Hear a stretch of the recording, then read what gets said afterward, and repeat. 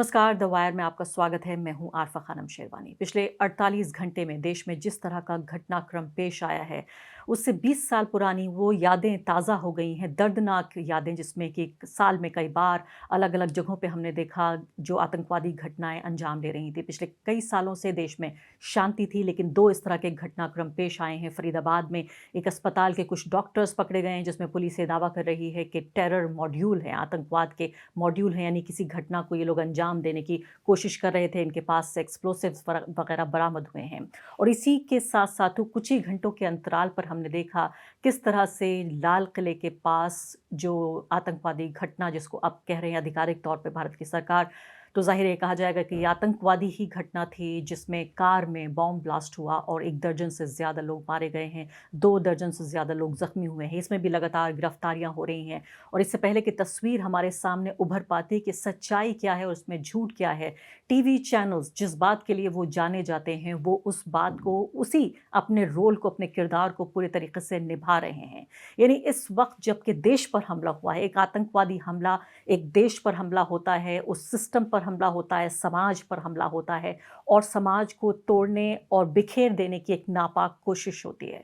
यही वो वक्त होता है जब समाज को साथ आकर एक दूसरे का हाथ थाम के ये कहना है कि ये पूरा देश आतंकवादियों के खिलाफ है, एक दूसरे के खिलाफ नहीं है। लेकिन अगर आप अभी टेलीविजन चैनल्स देखिए, सोशल मीडिया देख लीजिए, इंस्टाग्राम देखिए, आप ट्विटर देख लीजिए, एक धर्म को दूसरे धर्म के खिलाफ बांटने की ये नापाक कोशिश, जो कोशिश आतंकवादी कर रहे हैं, वही कोशिश नजर आ रही है सोशल मीडिया पर भी हम देख रहे हैं और टीवी चैनल पर भी, अखबार के पन्ने भी इसी तरह से रंगे हुए हैं कि इस पूरे आतंकवादी घटनाक्रम को एक खास धर्म से जोड़ दिया जाए। चूंकि जो लोग गिरफ्तार किए गए हैं फरीदाबाद वाले हॉस्पिटल से, या जिन लोगों का नाम आ रहा है इस जो कार में ब्लास्ट हुआ है उसमें, वो एक खास धर्म के मानने वाले हैं। और इसीलिए यहाँ पर मैं आपके सामने वो फहरिस्त लेकर आई हूँ उन लोगों की जिनमें हर धर्म के मानने वाले लोग हैं। सिर्फ फ़र्क इस बात का है कि वो तमाम परिवार फ़िलहाल बिलख रहे हैं और वो, उन्हें नहीं मालूम कि उन्हें किस बात की सज़ा मिली है। ये वक्त है सबको साथ लेके चलने का, एक दूसरे का हाथ पकड़ने का और एक दूसरे को ये बताने का कि देश के ऊपर जो ये हमला हुआ है, देश की सुरक्षा के ऊपर जो एकता पे हमला हुआ है, उसमें हम सब साथ मिलकर आतंकवाद से इसका मुकाबला करेंगे। अभी फ़िलहाल खबरें आ रही हैं कि एक महिला डॉक्टर शहीन सईद को भी आतंकवादी मॉड्यूल के मामले में गिरफ्तार किया गया है और अभी तक ये बताया जाता है तथाकथित रूप से कि ये मॉड्यूल जैश-ए-मोहम्मद और अंसार ग़ज़वतुल हिंद जैसे आतंकवादी संगठनों से जुड़ा हुआ है। द हिंदू इस बारे में रिपोर्ट कर रहा है, सरकारी सूत्रों को कोट कर रहा है द हिंदू, और कह रहा है कि शहीन सईद की कार का इस्तेमाल किया गया विस्फोटक सामग्री, एक्सप्लोसिव्स के ले जाने के लिए। और दिल्ली में जो कार ब्लास्ट हुआ उसी दिन फरीदाबाद में, आप जानते हैं, 2900 किलो विस्फोटक और हथियार मिले हैं। कितना ख़तरनाक ये हो सकता था और कितनी बड़ी घटना को ये अंजाम देना चाहते थे या घटनाओं को अंजाम देना चाहते थे ये नापाक इरादे जो फ़िलहाल हमारे सामने, जिनके ऊपर से पर्दा उठ रहा है। तो ये 8वीं आरोपी हैं ये शहीन, जिनको गिरफ्तार किया गया है। मैं आपके सामने फ़हरिस्त उन लोगों की लेके आना चाहती हूँ, क्योंकि उन लोगों के बारे में तो आप सुन रहे हैं जिन लोगों के ऊपर पुलिस और आरोप लगा रही हैं सिक्योरिटी जो एजेंसीज़ हैं हमारी, कि ये इस घटनाक्रम में लिप्त हैं। जब तक अदालत में ज़ाहिर है मामला जाएगा और इस बात को साबित किया जाएगा, लेकिन उन लोगों की लिस्ट तो हमारे सामने मौजूद है। और इस लिस्ट को मैं आपको आपके सामने इसलिए भी रखना चाहती हूँ कि आप सिर्फ इन लोगों के नाम नहीं, आप इन लोगों के सिर्फ संख्या नहीं, ये बाकायदा परिवार हैं, ये आम लोग हैं और इनके पीछे जो छूट गए लोग हैं।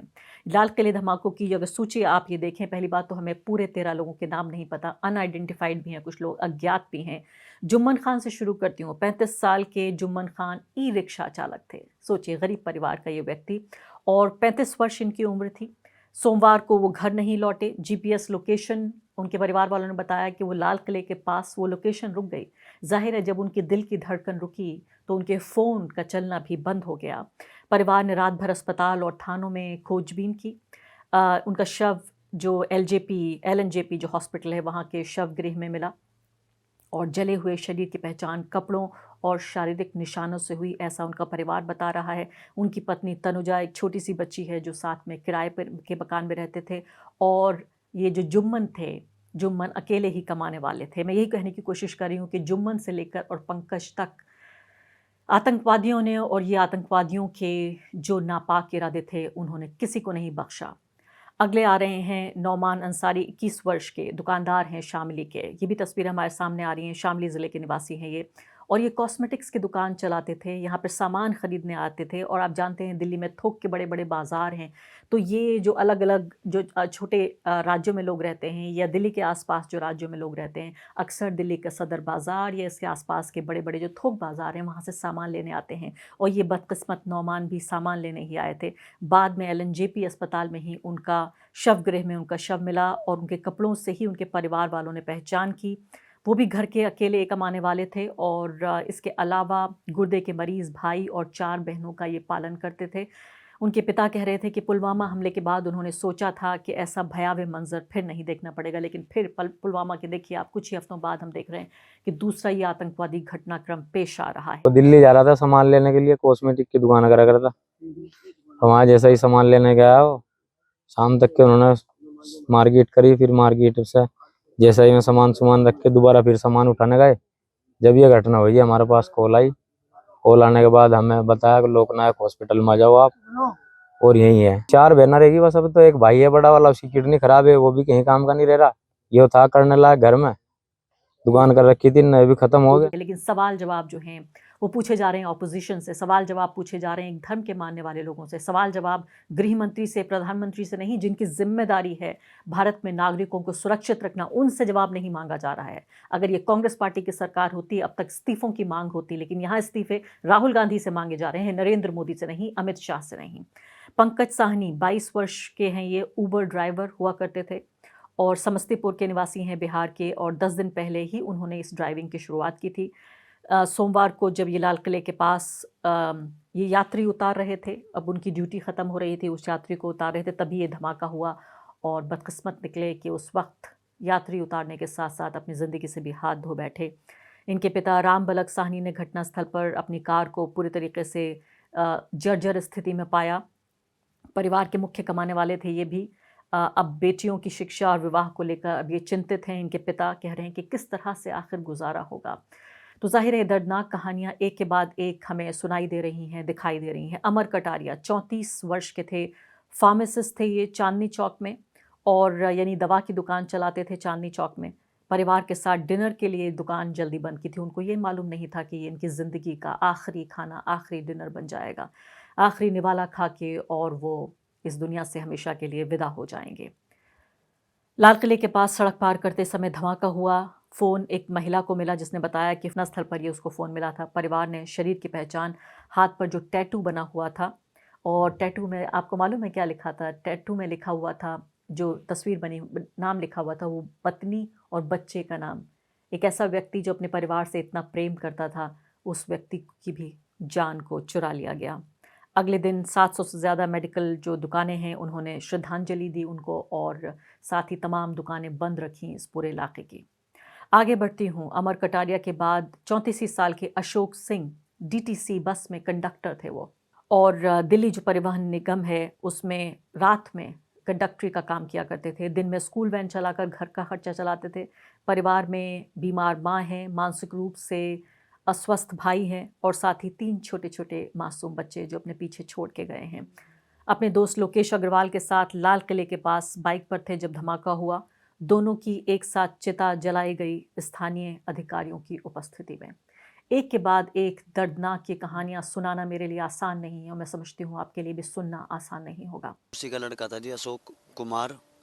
ये मंगरोला गांव पड़ता है, अमरोहा के पास, जिला अमरोहा, तहसील हसनपुर। ये उनके भाई हैं सगे, मेरी मौसी के बड़े लड़के हैं। तो 2 ही भाई थे। वो क्लस्टर डिपो में ड्यूटी करता था, क्लस्टर बस में कंडक्टर था। काफ़ी गरीबी स्थिति है, बहुत ज़्यादा बुरा हाल में। ये मान लो इनका घर तो पूरा ख़त्म हो चुका है। 2 भाई हैं और बहनें हैं, और अशोक की खुद की 2 लड़की हैं और 1 लड़का है। छोटे छोटे बच्चे हैं। अब पता नहीं कैसे चलेगा घर, भगवान जाने। लोकेश अग्रवाल खाद के व्यापारी थे, अमरोहा के हसनपुर के निवासी थे, 36 साल के व्यक्ति, और बीमार रिश्तेदार से मिलने के लिए दिल्ली आए थे।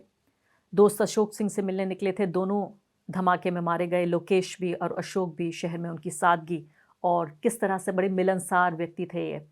इसी मिलनसार अपने बर्ताव के लिए जाने जाते थे। मोहसिन मलिक 35 साल के ई रिक्शा चालक, और किनारी बाज़ार के निवासी से 11 वर्षीय बेटी और 8 वर्ष के बेटे इनके साथ रहते थे।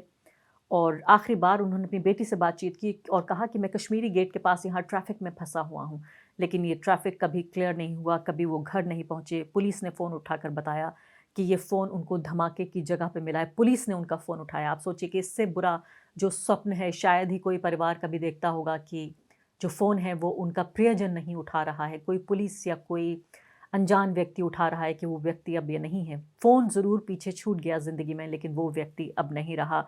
एलएनजेपी अस्पताल में रात को 2 बजे के आसपास शव की पहचान की गई और दफनाने के लिए शव को मेरठ ले जाया गया। दिनेश मिश्रा 35 साल के प्रिंटिंग प्रेस में कर्मचारी, श्रावस्ती के गणेशपुर गांव के निवासी और दिल्ली में 4 साल से प्रिंटिंग प्रेस में काम कर रहे थे। सोमवार को शाम कश्मीरी गेट से लौटते समय वो भी शिकार हो गए इसी धमाकों का, इन्हीं दर्दनाक आतंकी धमाकों का। और फ़ोन बंद होने के बाद अस्पताल के कर्मी ने परिवार को सूचना दी। उन्हीं का भी वही मुकद्दर एलएनजेपी में उनको शव मिला और गुड्डू मिश्रा जो उनके भाई हैं उन्होंने पहचान की। परिवार में पत्नी हैं, 2 बेटियां हैं और 1 बेटा है और इनका नाम दिनेश कुमार के नाम से भी कुछ रिपोर्टों में लिखा गया। इसके अलावा एक अज्ञात महिला की बात भी कही जा रही है। धमाकों के दौरान महिला का शव अभी तक, जब तक कि मैं प्रोग्राम रिकॉर्ड कर रही हूँ, अभी पहचान नहीं की जा सकी है।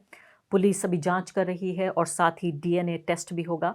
तो अब सीधे तरीके से हम ये देख रहे हैं, वही मैंने कहा कि ये जो वक्त है ये एक दूसरे के ऊपर लांछन लगाने का नहीं है। ये कहने का नहीं है कि 20 करोड़ मुसलमान जो भारत में रहते हैं वो सब आतंकवाद के समर्थक हैं। और देखिए कि मुसलमान चाहे वो पढ़ा लिखा हो या अनपढ़ हो, वो डॉक्टर हो या रिक्शा चलाता हो, सब आतंकवादी बन सकते हैं, सब आतंकवाद के समर्थक हैं। क्योंकि इस्तेमाल इस पूरे घटनाक्रम का इसीलिए हो रहा है कि राजनीतिक जो पॉलिटिकल एजेंडा है उसको आगे बढ़ाया जाए। यानी ऐसा मौका जहां देश पर, देश की सुरक्षा पर, देश की अखंडता पर हमला हुआ है, ऐसे में भी लानत है अगर हम सब लोग साथ मिलकर एक दूसरे का हाथ थाम कर, एक दूसरे की बाहें थाम कर हम साथ ना आ सकें और ये ना कह सकें कि हम हिंदू मुस्लिम सिख ईसाई की लड़ाई नहीं लड़ेंगे। ये लड़ाई हम सब की एक जॉइंट स्ट्रगल है, एक जुड़ी हुई एकजुट हमारी ये लड़ाई है आतंकवाद के खिलाफ।